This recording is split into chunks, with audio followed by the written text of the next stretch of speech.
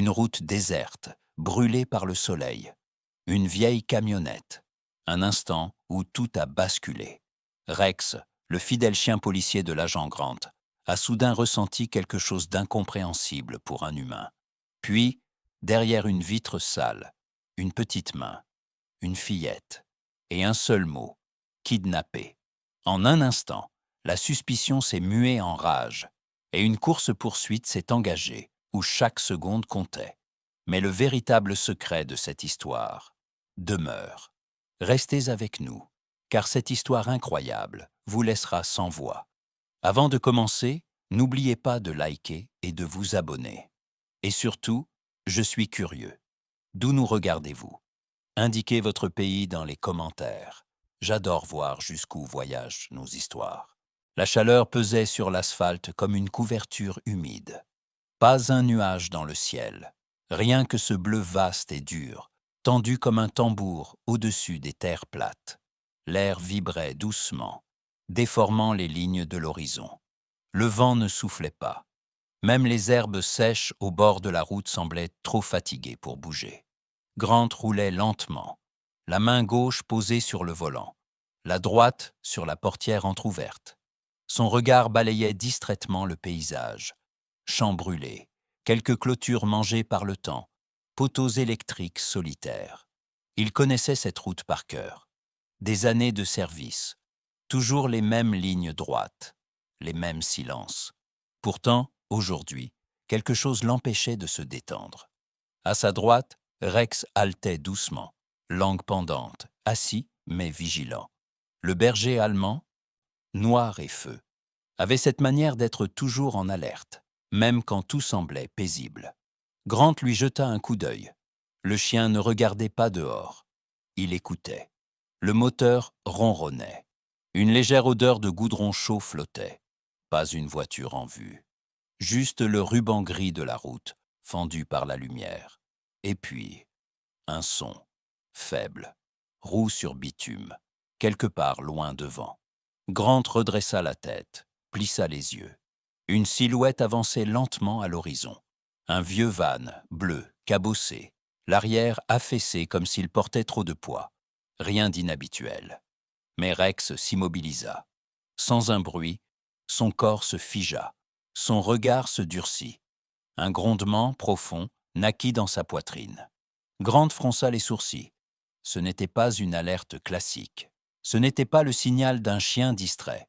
C'était plus ancien, plus instinctif. Quelque chose venait, et Rex l'avait senti avant tout le monde. Le van approcha lentement, sa carrosserie bleue délavée, se reflétant faiblement dans la lumière crue de l'après-midi. Grant leva la main, geste mécanique de contrôle routier, presque routinier. Rien, dans les premières secondes, ne laissait présager la tempête. Le moteur du véhicule vibrait faiblement, un son banal, presque docile. Pourtant, Rex tirait déjà sur la laisse, muscles tendus comme des câbles d'acier, regard fixé sur l'habitacle sombre derrière le conducteur.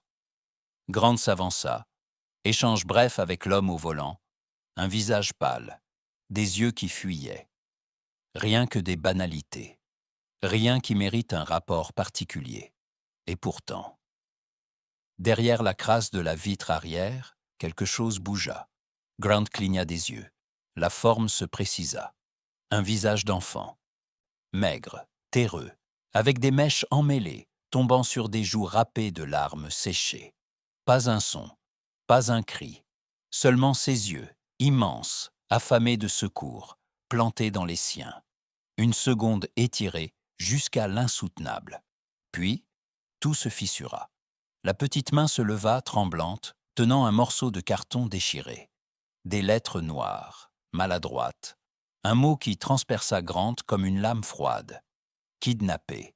Et en dessous, presque suppliant. Aidez-moi. Rex explosa en aboiement furieux, tirant, grognant, prêt à bondir. Grant sentit le sang quitter son visage. Il voulut parler, mais aucun mot ne franchit ses lèvres. Le moteur rugit soudain. Le conducteur écrasa l'accélérateur. Le van bondit comme une bête traquée. La poussière se souleva en nuages autour d'eux. Rex tenta de se lancer à sa poursuite, presque arrachant la laisse. Grant resta figé un dixième de seconde seulement. Un battement, rien de plus, mais assez pour que la peur devienne certitude.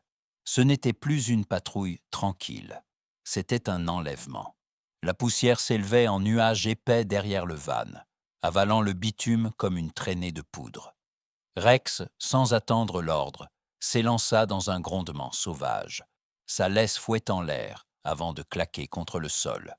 Grant sauta dans le SUV, fit rugir le moteur et vira brusquement sur la route, les pneus hurlant sur l'asphalte surchauffé.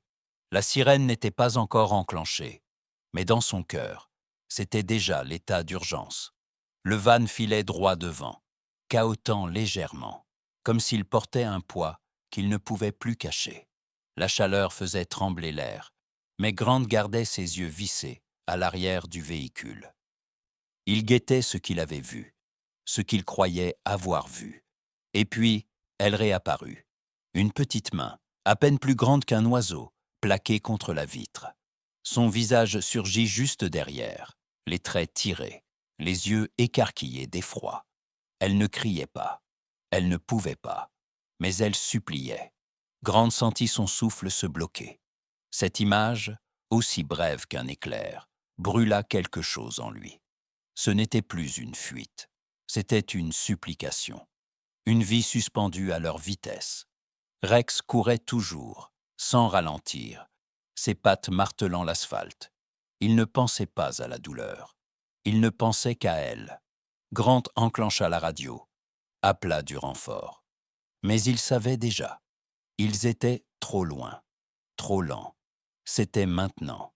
Lui, Rex, et une enfant enfermée dans un cercueil roulant. Chaque mètre arraché à cette route brûlante devenait un battement de cœur volé au désespoir. Il fallait la rattraper, avant qu'elle ne disparaisse.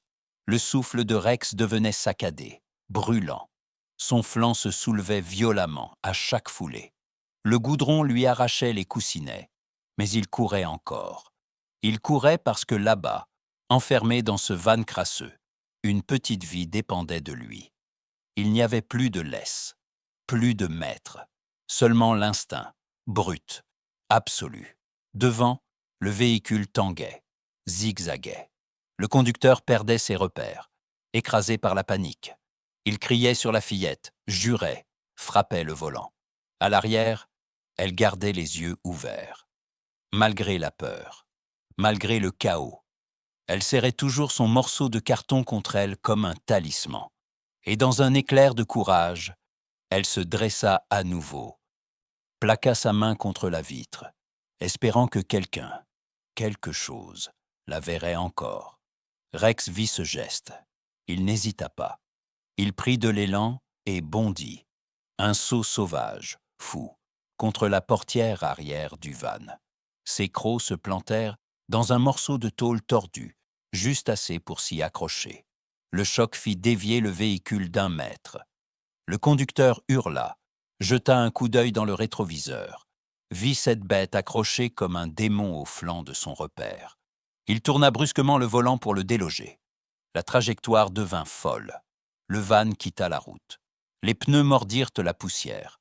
Le véhicule bascula d'un côté, manqua de se renverser, avant de retomber sur ses roues dans un cri de métal et de gravier. Grant vit tout. Le monde bascula à son tour dans son rétroviseur. Il sentit la panique s'écraser contre sa poitrine. Mais Rex tenait encore. Rex ne lâchait pas tant qu'elle n'était pas sauvée. Le van, tordu par le choc, fumait doucement sur le bas-côté. Des éclats de métal gisaient dans la poussière, scintillant faiblement sous le soleil. Grant freina brusquement. Sa portière claqua dans un souffle de poussière. Il courut. Il la vit. L'homme sortait déjà du véhicule, traînant la fillette d'une main brutale, l'autre serrée autour d'un couteau rouillé. Elle ne criait pas. Elle tremblait, les pieds raclant le sol, sa bouche entr'ouverte sans un son. Elle avait dépassé la peur. Elle n'était plus qu'instinct de survie. Grant hurla un ordre. Il dégaina. L'homme tourna la tête, posa la lame contre la gorge de l'enfant, ses yeux écarquillés, injectés de sang. Le silence qui suivit fut assourdissant. Même le vent sembla s'arrêter. Puis, un grondement, sourd, bas, inévitable. Rex.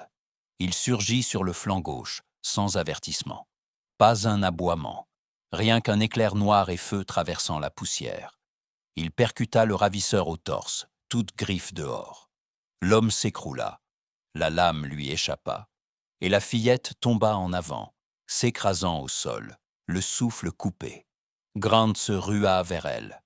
Elle respirait, elle bougeait, elle vivait.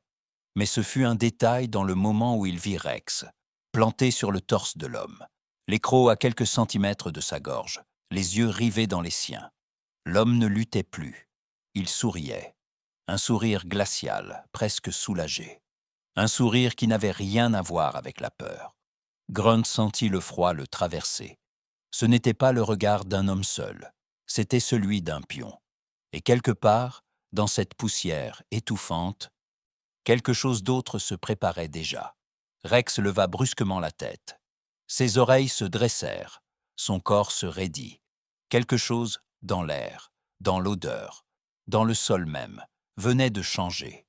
Il se tourna vers la lisière du bois, les narines frémissantes. Grant, agenouillé auprès de la fillette, le vit. Ce n'était pas un simple signal, c'était un départ. Avant qu'il n'ait le temps de parler, Rex bondit. Grant se releva, confia l'enfant à 2 officiers accourus, puis s'élança à son tour, cœur battant, main sur la crosse. Le bois englouti, tout en quelques pas. Plus de route, plus de lumière, seulement des troncs serrés, le craquement des feuilles sèches, et quelque part devant, les pattes de Rex qui frappèrent le sol comme un métronome de chasse. La forêt était chaude, étouffante, et chaque souffle de vent semblait dissimuler un mouvement. Grant courait, suivant l'instinct du chien, son ombre entre les arbres. Puis il entendit un cri, un aboiement étranglé, et un bruit sec, électrique.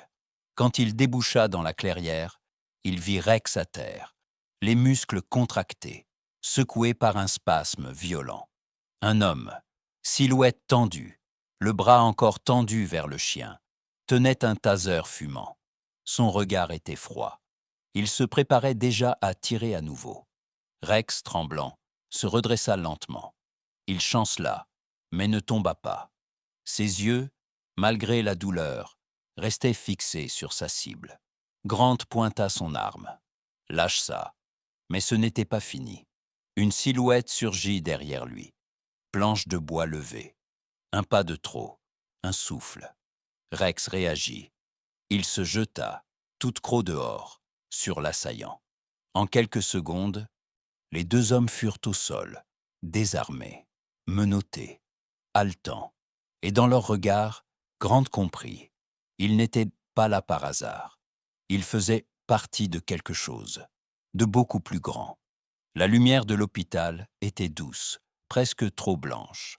Le couloir sentait le désinfectant et la fatigue. Grant marchait lentement, le pas lourd, Rex boitant à ses côtés.